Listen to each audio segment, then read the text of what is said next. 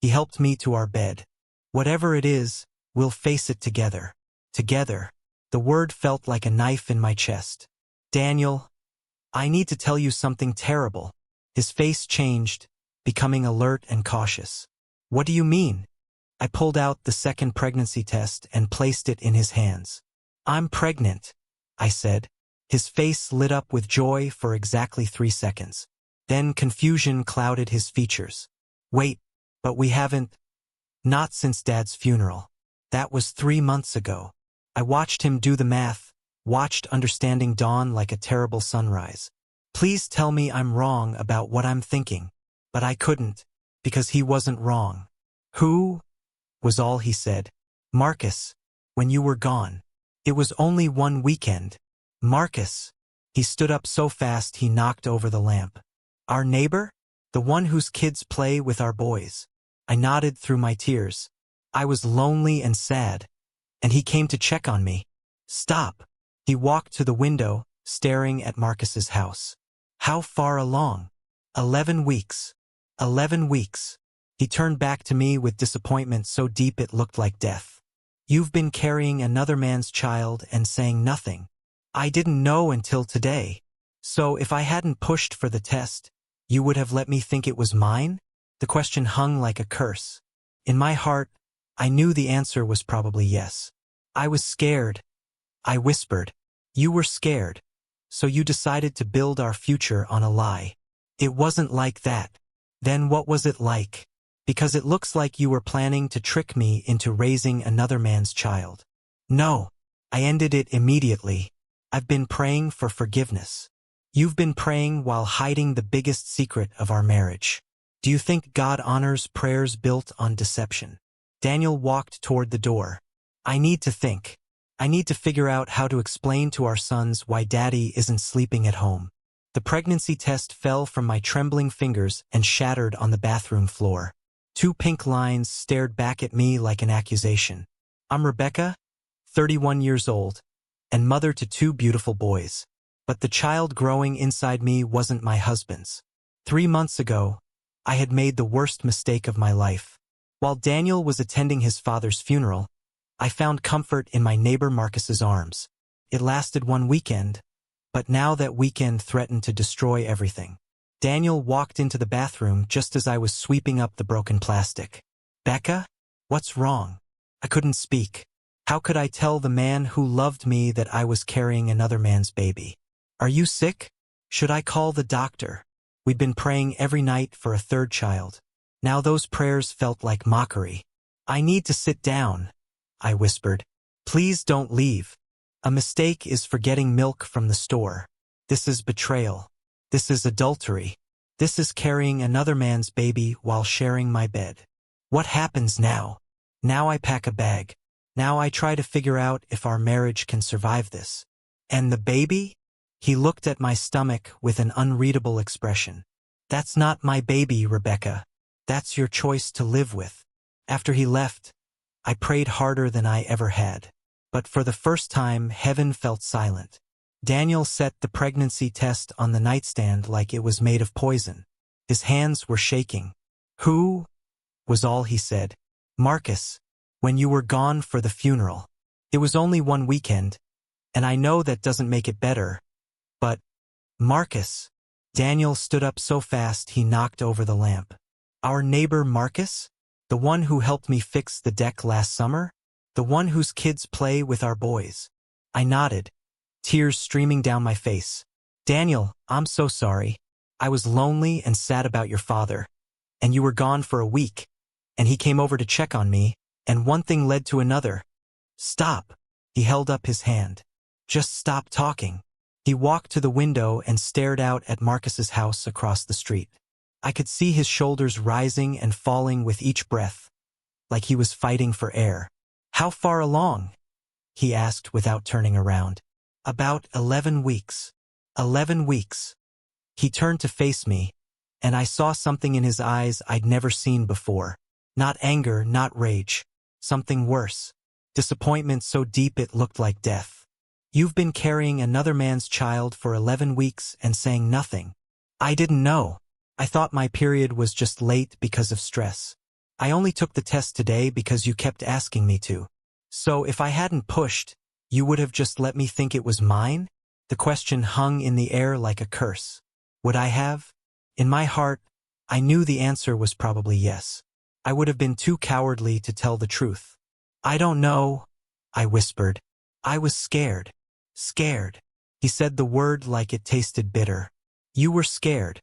So you decided to build our future on a lie. It wasn't like that. Then what was it like, Rebecca? Because from where I'm standing, it looks like you had an affair, got pregnant, and were planning to trick me into raising another man's child. No, I ended it immediately. I knew it was wrong. I've been praying every day for God to forgive me. Have you now? Daniel's laugh was hollow. You've been praying for forgiveness while hiding the biggest secret of our marriage. Do you think God honors prayers built on deception? I had no answer for that, because deep down I knew he was right. Daniel walked toward the door, then stopped. I need to think. I need to pray. I need to figure out how to explain to our sons why Daddy isn't sleeping at home anymore. Daniel, please don't leave. We can work through this. People make mistakes. Mistakes. He turned back to me, and now I did see anger. Pure, righteous anger. A mistake is forgetting to pick up milk from the store. A mistake is being late for dinner. This isn't a mistake, Rebecca. This is betrayal. This is adultery. This is carrying another man's baby while sharing my bed. He was right, and his words hit me like physical blows. What happens now? I asked. Now I pack a bag. Now I go stay with my brother. Now I try to figure out if our marriage can survive this. And the baby? He looked at my still flat stomach with an expression I couldn't read. That's not my baby, Rebecca. That's your choice to live with. After he left, I fell to my knees beside our bed and prayed harder than I had ever prayed in my life. But for the first time, heaven felt silent. Daniel took our boys to his brother's house. He said he needed time to think, but I knew the real reason. He didn't trust me anymore. The first night alone, I called my sister Ruth. Daniel left. I'm pregnant, but it's not his baby. I told her everything. Ruth listened in unusual silence. What were you thinking? I wasn't thinking. I was lonely and stupid. Have you talked to Pastor James? The thought made me sick. What if the whole church finds out? What if Daniel divorces you? This is bigger than your reputation. On Tuesday, Daniel called about practical things. School schedules. Bills. He spoke like I was a business partner, not his wife of 9 years. How are Jake and Tommy? They think Daddy's helping Uncle Mike. They keep asking when they can come home. When can they come home? I don't know. I'm trying to figure out what home even means anymore. I know you're angry. I'm not angry. I'm heartbroken. I feel like I never knew you. Friday brought a knock at my door. Marcus's wife, Linda. We need to talk. My blood turned to ice. About what? About why my husband has been acting strange for 3 months. About why he keeps staring at your house. She knew something had happened. Linda, Is there something you need to tell me? I know when Marcus is hiding something. I looked at this woman who had been my friend, who had watched my children. I thought about the baby that might look just like her husband. Come inside, I said quietly. After Linda left, I realized my secret was spreading like poison. How long before everyone knew? And when the baby was born, everyone would see the truth in his or her features. Some secrets can't stay buried forever, and the attempt to hide them causes more damage than truth ever would. Sunday morning came. I could stay home and confirm suspicions, or face the whispers at church. I chose church. I walked into the sanctuary alone. Daniel and the boys were nowhere to be seen. People looked at me with curiosity, some with pity. Pastor James was preaching about King David's affair with Bathsheba. I wanted to run, but as he spoke about consequences and redemption, something stirred in my spirit. David's sin affected more than just himself, Pastor James said. It affected Bathsheba, Uriah, their child. Sin spreads like ripples, touching everyone around us. After service, he asked to speak privately. I don't know what's going on, but Daniel called yesterday.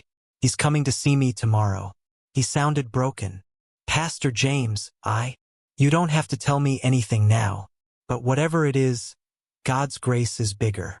His love is stronger. That afternoon I called Marcus. It's Rebecca.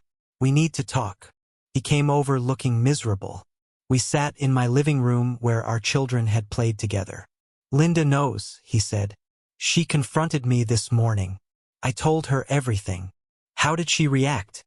She threw her wedding ring at me and took the kids to her mother's. We sat in silence, contemplating our destruction. There's something else, I said quietly. I'm pregnant. The color drained from his face. How far along? 11 weeks. Is it? Yes. Marcus buried his face in his hands. What have we done? I don't know, but we have to make this right. How do we make this right? How do we fix 4 broken marriages and 6 confused children? How do we explain to our church that we destroyed everything for one weekend? Looking at him, I realized something surprising. I didn't love him. I never had. What happened wasn't love. It was loneliness and bad judgment. We start by telling the truth, I said slowly. All of it. To everyone. That will destroy us. We're already destroyed, Marcus. The question is whether we're going to build something real from the pieces, or keep pretending while it all falls apart. He left without answering, but I had decided. No more secrets. No more lies. It was time to face the consequences, no matter how painful. But first, I had to tell my sons that their baby sibling would have a different father.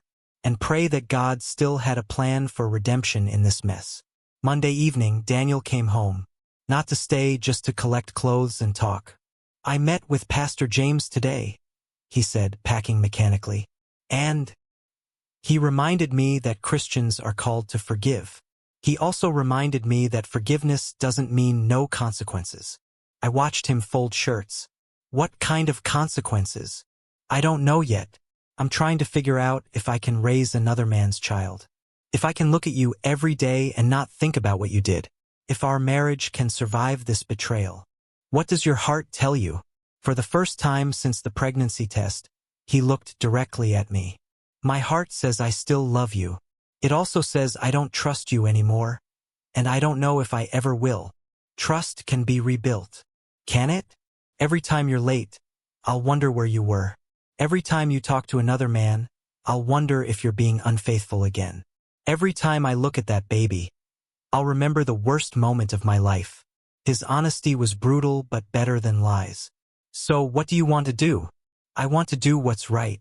Honor my vows and love you like Christ loved the church. But Christ's bride wasn't carrying another man's child. Actually, I said quietly, she was. The church was unfaithful to God constantly. She went after other lovers, other gods. But God kept pursuing her. Are you comparing your affair to the church's relationship with God? I'm saying unfaithfulness isn't new. Neither is redemption. Don't use scripture to justify what you did. I'm not justifying anything. What I did was inexcusable. But God specializes in taking broken things and making them beautiful. Daniel closed his suitcase forcefully. Maybe he does. But I'm not God. I'm just a man whose wife cheated and got pregnant by another man. I don't feel capable of resurrection miracles. After he left, I called the boys. They sounded small and confused. When is Daddy coming home? Jake asked. Soon, sweetheart. Daddy and Mommy are working through grown-up problems. Are you getting divorced? The question hit like a punch. We're praying about what's best. That night, I wrote in my journal, God, I don't deserve to ask you for anything. I broke every promise. But I'm asking anyway.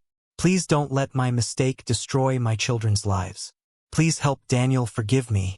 Please use this mess for something good. I'm scared of losing everything. Scared of raising this baby alone. Scared that some mistakes are too big for even your grace. Show me what to do. Show me how to make this right. The next morning, I woke up knowing exactly what I had to do. The hardest thing I'd ever done. But it was time to stop being a coward. Tuesday morning, I called Daniel. I need to ask you something honestly, I said. Do you think you could ever truly love this baby? Not tolerate or accept out of duty, but actually love. Long silence. I don't know, he finally said. I want to say yes because that's what a good Christian should say. But every time I think about it, I see your betrayal. That's what I thought.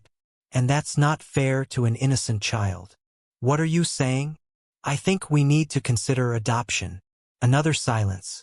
You would do that? I would do whatever it takes to save our family. If this baby needs parents who can love without reservation, then that's what should happen. But you're already bonded.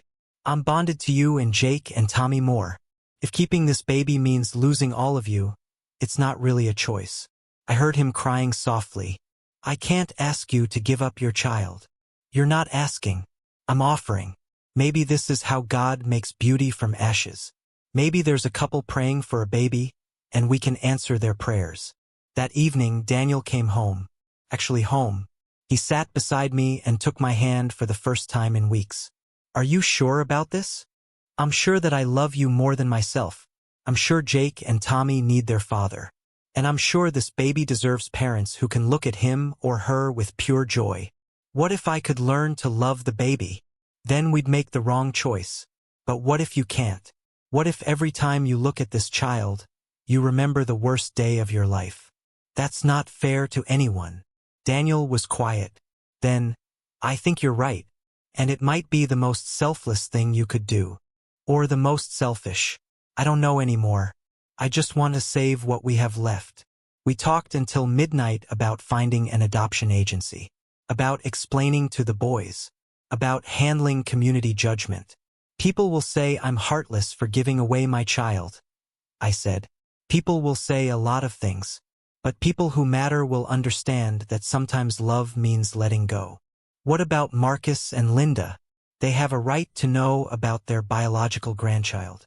We'll cross that bridge later. For now, let's focus on us. On healing what's broken. As Daniel went to get his things from the guest room, I realized something had shifted. We weren't back to normal, might never be. But we were back to being us. Broken, scarred, but still us. For the first time since that pregnancy test shattered, I believed that might be enough. But I had no idea how much more our fragile reconciliation would face, or how God would use our darkest moment to create something more beautiful than we imagined. 8 months later, I stood in a hospital room holding the most beautiful baby girl I had ever seen. She had Marcus's dark hair and my green eyes, and despite everything, my heart broke with love for her. Daniel stood beside the bed, tears streaming down his face. She's perfect, he whispered. Are you sure we're doing the right thing? I asked for the 100th time. Before he could answer, there was a soft knock at the door. Sarah and Michael Chen walked in, the couple we had chosen through the adoption agency. They had been trying to have children for 8 years, and when they heard our story, they said God had been preparing them for exactly this moment. How are you feeling? Sarah asked me, her eyes never leaving the baby. Scared, sad, but also peaceful, somehow. Michael approached the bed slowly. May I? I nodded and placed my daughter in his arms. He held her like she was made of glass, and the wonder on his face reminded me why we were doing this. Have you chosen a name? Sarah asked. We were thinking about Grace, I said, because that's what this whole situation has taught us about. God's grace, even when we don't deserve it. Over the next 2 days, Daniel and I said goodbye to Grace in our own ways. We held her, sang to her, told her about the family she was going to have. We promised her that someday, when she was old enough, we would explain why we made this choice. The hardest part was explaining it to Jake and Tommy. They had been excited about having a baby sister, and they couldn't understand why she wasn't coming home with us. But she's our sister, Jake said, his 8-year-old logic struggling with the complexity of the situation. She'll always be your sister, I assured him. But sometimes families look different than we expect them to. Grace is going to have a mommy and daddy who can give her things we can't. Like what? Daniel knelt down beside his son. Like parents who can look at her without being sad about other things. Parents whose whole hearts are free to love her. It wasn't a perfect explanation, but it was honest. And slowly, over the following months, the boys began to understand. Our church community surprised me. I had expected judgment and whispers, but instead, most people surrounded us with support. They saw the sacrifice we had made, the way we had chosen our family over our own desires, and they called it beautiful. Pastor James said it was the most Christ-like thing he had ever witnessed, giving up something precious so that others could be blessed. Not everyone understood. Some people said I was cold, unnatural, selfish, but their opinions hurt less than I thought they would.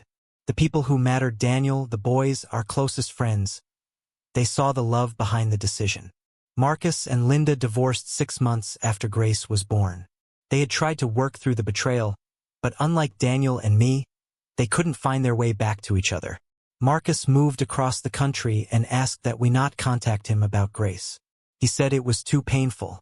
Linda, surprisingly, became one of my strongest supporters. She said that watching me give up my biological daughter to save my marriage had taught her something profound about sacrificial love. A year after Grace's birth, Daniel and I renewed our wedding vows in a small ceremony at our church. It wasn't the same as it had been before. Some innocence could never be recovered. But it was deeper, more real, built on truth instead of assumptions. I promise to love you not because you're perfect, Daniel said during his vows, but because you're brave enough to make the hardest choices when love demands it. Today, Grace is 3 years old. The Chens send us pictures and updates regularly, and they've told her about us from the beginning. She calls us her tummy family, and them her forever family. And somehow, it works. She's thriving with parents who adore her completely, without reservation or complicated history. And our marriage, while scarred, is stronger than it was before the affair. We learned that love isn't just a feeling. It's a choice you make every day, especially when that choice costs you everything. People ask me if I regret giving her up, and the answer is complicated. Do I miss her? Every day. Do I wonder what if? Constantly. But do I regret choosing my family's healing over keeping her? Never. Because sometimes the most loving thing you can do is let go. And sometimes God uses our greatest failures to create his most beautiful victories. What do you think about Rebecca's choice to give up her biological daughter to save her marriage? Was it the right decision, or would you have chosen differently? I'd love to hear your thoughts on this complex story of love, sacrifice, and redemption in the comments below.